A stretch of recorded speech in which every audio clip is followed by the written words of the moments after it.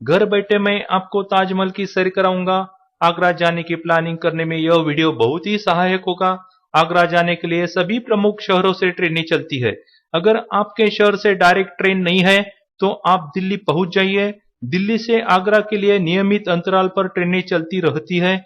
दिल्ली से ट्रेन से आप आगरा 3 से 4 घंटे में पहुंच जाते हो। बस या कार से यमुना एक्सप्रेसवे से 2.5 से 3 घंटे में आगरा पहुंच जाओगे।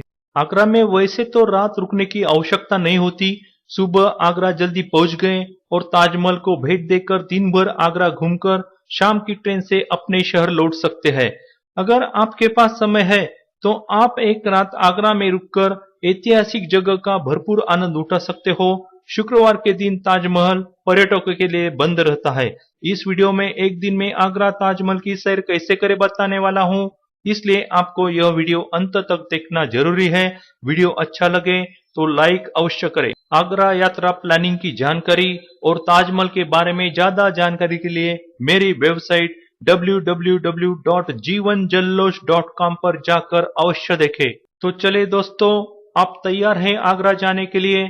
आगरा के हसीन यादगार सफर की शुरुआत करते हैं। जैसे ही आप आगरा रेलवे स्टेशन के बाहर आएंगे, आपके ऊपर ऑटो और टैक्सी वाले टूट पड़ेंगे। सब आपको पूरा आगरा घुमाएंगे, ये दिखाएंगे वो दिखाएंगे। इनके बहकाव में आना नहीं, ये सब चीटर है, आपको ठग लेंगे। आगरा छावनी रेलवे स्टेशन से ताजमहल की दूरी 7 किलोमीटर है। आपको ऑटो या टैक्सी से सीधे ताजमहल पहुंचना है। ताजमहल के भीतर प्रवेश करने के लिए 3 गेट है, east gate, west gate, south gate. फिलहाल साउथ गेट सुरक्षा कारणों की वजह से बंद कर दिया गया है। ईस्ट या वेस्ट गेट से आप प्रवेश कर सकते हैं।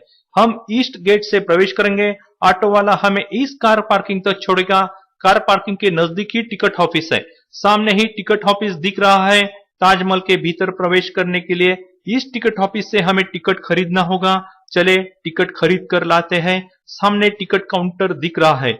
फॉरेनर को 1000 रुपए टिकट का मूल्य है और हम लोगों के लिए 40 रुपए। एंट्री टिकट आप ऑनलाइन भी खरीद सकते हैं, उसकी जानकारी मैंने मेरी वेबसाइट पर दे रखी है। यही से शू कवर 10 रुपए में खरीदना होगा। ताजमहल के भीतर बड़ी बैग ले जा नहीं सकते, सिर्फ छोटी बैग ले जा सकते हैं। इसी ऑफिस में क्लॉक रूम है, बैग यहाँ जमा कर दीजिए। टिकट हमने ले लिया है। अभी टिकट ऑफिस से बाहर निकलते हैं। बाहर बैटरी कार खड़ी है। यहाँ से ताजमहल का ईस्ट गेट लगभग 700-800 मीटर होगा। यह बैटरी कार गवर्नमेंट ऑपरेटेड है। इसका किराया महज 10 रुपए देना होगा। साइकिल रिक्शा से भी जा सकते हैं। हम अभी ईस्ट गेट के पास पहुंच चुके हैं। ताजमहल देखने के लिए देश विदेश से रोजाना हजारों की संख्या में लोग यहाँ आते हैं। यहाँ हमें लाइन में लगना पड़ेगा। भीतर आप मोबाइल, कैमरा और पानी की बोतल ले जा सकते हैं। माइक, ट्राइपॉड, चार्जर, खाने पीने का सामान आप भीतर लेके जा नहीं सकते। यहाँ कड़ी चेकिंग के बाद आपको भीतर छोड़ा जाएगा। 1 से 2 घंटे तो यहाँ लग ही जाते हैं। आखिरकार हम भीतर पहुंच चुके हैं। यहाँ से हमें मेन गेट तक चलकर जाना होगा। सामने मेन गेट दिख रहा है। रास्ते के दोनों तरफ गार्डन बना है। हम मेन गेट की तरफ बढ़ते हैं। मेन गेट के सामने बड़ा मैदान बना है। आप कौन से भी गेट से प्रवेश करें, सीधे यही पहुंच जाओगे। इस गेट को रॉयल गेट भी कहा जाता है। पिछले माह में जो तूफान आया था, इस गेट के कुछ पत्थर गिरे थे। हम गेट से भीतर प्रवेश करते हैं। ताजमहल की पहली झलक पाने के लिए हम बेताब थे। वह सामने है। वाह ताज, क्या नजारा है। दोस्तों, हम सभी जानते हैं ताजमहल शाहजहां ने अपनी बीवी मुमताज महल के याद में बनवाया था। सालों से एक विवाद यह भी चलता आ रहा है कि यह शिव मंदिर है। आज हम इस विवाद को भूल जाते हैं। हम इतना जानते हैं, विश्व का 7वां अजूबा हमारे देश में है और हम उस पर गर्व महसूस करते हैं। इस गेट से आगे वीडियो शूटिंग अलाउ नहीं है, सिर्फ आप फोटो निकाल सकते हैं। लेकिन लोग कहाँ मानते हैं, चोरी छुपे सब कुछ चलता है। यहाँ से हम नीचे कुछ सीढ़ियां उतरकर नीचे जाएंगे। इस रास्ते से हम ताजमहल की ओर बढ़ते हैं। रास्ते के बाजू में खूबसूरत हरा भरा बगीचा बनाया गया है। ताजमहल देखने प्रत्येक वर्ष 50 लाख से ज्यादा लोग आते हैं। इसमें 3 लाख से ज्यादा विदेशी होते हैं। प्यार की मिसाल माना जाने वाला दुनिया का यह अजूबा भारत का गर्व है। मोहब्बत की निशानी को निहारते हुए आगे बढ़ते हैं। अभी हम एक बड़े कुंड के पास पहुंच चुके हैं। यह सभी के आकर्षण का केंद्र बिंदु है। सीढ़ियों से ऊपर चढ़कर जाते हैं। कुंड में ताजमहल का प्रतिबिंब बहुत ही खूबसूरत दिखता है। यह प्रतिबिंब इसकी सुंदरता को चार चांद लगाता है। यह कुंड मकबरे के ठीक सामने मुख्य प्रवेश द्वार और मकबरे के मध्य में बना है। लोग यहाँ फोटो खिंचवाते हैं। कुंड के ऊपर से मेन गेट का नजारा इस तरह दिखेगा। कुंड से हम ताजमहल की ओर जाएंगे। कुछ मिनट में ताजमहल के करीब पहुंच जाएंगे। हम ताजमहल के चबूतरे के पास पहुंच चुके हैं। हमें यहाँ ऊपर जाना है। उस प्रवेश द्वार से ऊपर मुख्य मकबरे तक हमें पहुंचना है। ऊपर जाने का प्रवेश द्वार सामने ही दिख रहा है, लेकिन वहां पहुंचने के लिए ताजमहल का लंबा चक्कर लगाकर पहुंचना पड़ता है। ऊपर जाने के लिए दो मार्ग है। फॉरेनर के लिए बाएं इस बाजू से ऊपर जाना होगा। हम जैसे आम लोग जिन्होंने 40 रुपए का टिकट निकाला है, उनके लिए दाएं बाजू के इस मार्ग से जाना होगा। यहाँ से हमें एंड तक चलकर जाना होगा। इस बगीचे का निर्माण अंग्रेजों द्वारा किया गया है। इस तरह के बगीचे इंग्लैंड में बने हैं। ताजमहल के परिसर को निहारते हुए हम आगे बढ़ते जाएंगे। यहाँ से हम ऊपर नहीं जा सकते। ताजमहल घूमने के बाद यहाँ से बाहर निकलना पड़ता है। सामने ही जूता स्टैंड है। ऊपर चबूतरे पर जूता चप्पल पहनकर नहीं जा सकते हैं। अगर आपने शू कवर नहीं खरीदा है तो यहाँ जूता स्टैंड में रख दो। जूता स्टैंड से हम आगे बढ़ेंगे। आखिरकार हम एंड तक पहुंच चुके हैं। हमने शू कवर पहले ही खरीद लिया था, या हम उसे जूते पर लगा लेते हैं। हम अभी ऊपर चबूतरे पर जाने के लिए तैयार हैं। यहाँ से हमें ऊपर जाना है। हम अभी ऊपर चबूतरे पर आ चुके हैं। यह ताजमहल का पिछला हिस्सा है। सामने ही एक इमारत दिख रही है। इसे मेहमान खाना कहते हैं। सामने से जाकर हम इसे देखते हैं। यह लाल बलुआ पत्थर से बनी है। आप भीतर जाकर देख सकते हो। हम उस आखिरी छोर तक चलकर जाएंगे। यह यमुना नदी है। ऊपर से यमुना नदी का खूबसूरत नजारा दिख रहा है। यमुना नदी के तरफ से ताजमहल इस तरह दिखता है। ताजमहल के नजदीक जाकर ऊपर देखते हैं। नीचे से ही इतना खूबसूरत दिख रहा है। ऊपर जाने के बाद और कितना सुंदर होगा। ऊपर जाने के लिए दिल बेताब है। ऊपर जाने के लिए ताजमहल का पूरा चक्कर लगाकर जाना होगा। यमुना नदी के बाजू से हम आगे बढ़ेंगे। चलते चलते ऊपर की खूबसूरती निहारते रहे। हम दूसरी बाजू पहुंच चुके हैं। सामने जो मेहमान खाने जैसे इमारत दिख रही है, वह मस्जिद है। आज भी यहाँ शुक्रवार और ईद के दिन नमाज पढ़ी जाती है। इसलिए शुक्रवार के दिन ताजमहल पर्यटकों के लिए बंद रहता है। यहाँ से हम सामने के बाजू की तरफ जाएंगे, जहाँ से ऊपर जाने के लिए रास्ता है। थोड़ा और चलने के बाद हम आगे की बाजू में पहुंच जाएंगे। सामने वाली बाजू तक हम पहुंच चुके हैं। यहाँ से हम ऊपर मकबरे तक जाने वाले प्रवेश द्वार तक जाएंगे। छुट्टियों के दिनों में यहाँ काफी भीड़ होती है। ऊपर जाने के लिए यहाँ लंबी कतार लग जाती है। हम प्रवेश द्वार तक पहुंच चुके हैं। यहाँ से सीढ़ियां चढ़कर ऊपर जाना होगा।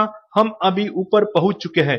हमारे सामने है एक आशिक की मोहब्बत की निशानी। सबसे पहले हम मकबरे के भीतर जाकर आते हैं। सामने ही प्रवेश द्वार दिख रहा है। मकबरे के अंदर फोटो खींचना मना है। प्रवेश द्वार के ऊपर बेहतरीन नक्काशी निकाली गई है। भीतर प्रवेश करते हैं। सामने जो जाली की दीवार दिख रही है, उसके भीतर ही मुमताज महल और शाहजहां की कब्र बनी है। बाहर से ही देखना पड़ता है। हम भी अंदर झांक कर देखते हैं। सामने ही कब्र दिख रही है। कीमती बहुमूल्य पत्थर से कब्र को बनाया गया है। बहुत ही खूबसूरत नक्काशी पूरे कक्ष के दीवारों और छत पर निकाली गई है।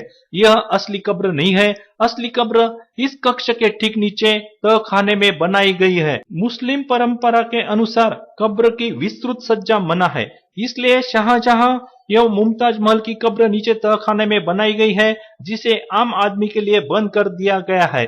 शाहजहां के उर्स के समय इन असली कब्र को जनता के देखने हेतु 3 दिनों के लिए खोल दिया जाता है। यमुना नदी के साइड से बने इस गेट से हम बाहर आएंगे। मकबरे से बाहर निकलते ही सामने ही यमुना नदी दिखेगी। हम पूरे ताजमहल को चक्कर लगाकर उसके खूबसूरती को निहारते हैं। ताजमहल मुगल वास्तुकला का उत्कृष्ट नमूना है। इसकी वास्तुशैली फारसी, तुर्क, भारतीय और इस्लामी वास्तुकला के घटकों का अनोखा सम्मिलन है। इसे सफेद संगमरमर से बनाया गया है। चारों कोनों पर 4 विशाल मीनारें स्थित है। यह प्रत्येक मीनार 40 मीटर ऊंची है। इन मीनारों में एक खास बात है, यह चारों बाहर की ओर हल्की सी झुकी हुई है, जिससे कभी गिरे तो यह बाहर की ओर ही गिरे और मुख्य इमारत को कोई क्षति न पहुंच सके। ताजमहल को कहीं से भी देखें, इसकी नक्काशीदार दीवारें और छत हमें आश्चर्यचकित किए बिना नहीं रह सकती। ताजमहल को बनाने में 20,000 से ज्यादा मजदूर दिन रात काम पर लगाए गए थे। 1000 से अधिक हाथी निर्माण के दौरान यातायात हेतु प्रयोग हुए थे। सफेद संगमरमर को राजस्थान से लाया गया था। कुल मिलाकर 28 प्रकार के बहुमूल्य पत्थर और रत्न सफेद संगमरमर में जड़ गए हैं। ऊपर से गार्डन का दृश्य बहुत ही खूबसूरत दिखता है। इसे 4 बाग कहते हैं। यह बाग 300 वर्ग मीटर में बना है। मकबरे से लेकर मुख्य द्वार तक पानी से भरा लंबा सा कुंड दिख रहा है। इसे फव्वारे बने हैं। लगता है कुछ कारणवश बंद कर दिए गए हैं।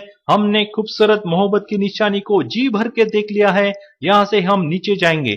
कुछ सीढ़ियां उतरकर नीचे जाना होगा। हम अभी नीचे आ चुके हैं। शू कवर उतारकर डस्टबिन में डाल देते हैं। यहाँ से सीधे चलकर जूता स्टैंड के रास्ते से ताजमहल के बाहर निकलते हैं। पूर्णिमा के दिन चांद की रोशनी में ताजमहल देखने लायक होता है। बहुत सारे लोग पूर्णिमा के दिन ताजमहल देखने आते हैं। पूर्णिमा के दिन रात में ताजमहल देखने का अलग टिकट लेना होता है। उसकी पूरी जानकारी मैंने मेरी वेबसाइट पर डाल रखी है। सूर्योदय और सूर्यास्त के वक्त ताजमहल की खूबसूरती और भी बढ़ जाती है। इस सुनहरे मौके का फायदा लोग खूब उठाते हैं। यमुना नदी के उस पार मेहताब बाग है। सूर्यास्त के समय ताजमहल यहाँ से देखने लायक होता है। ताजमहल से करीब 2.5 किलोमीटर दूर आगरा फोर्ट है। इसे देखने अवश्य जाइएगा। दोस्तों, यहाँ हमारा आगरे का सफर की समाप्ति होती है। आगे और मिलेंगे नए सफर में। अगर आपको वीडियो अच्छा लगा तो अवश्य लाइक करें, कमेंट जरूर करें। अभी तक आपने सब्सक्राइब नहीं किया तो अवश्य सब्सक्राइब करें।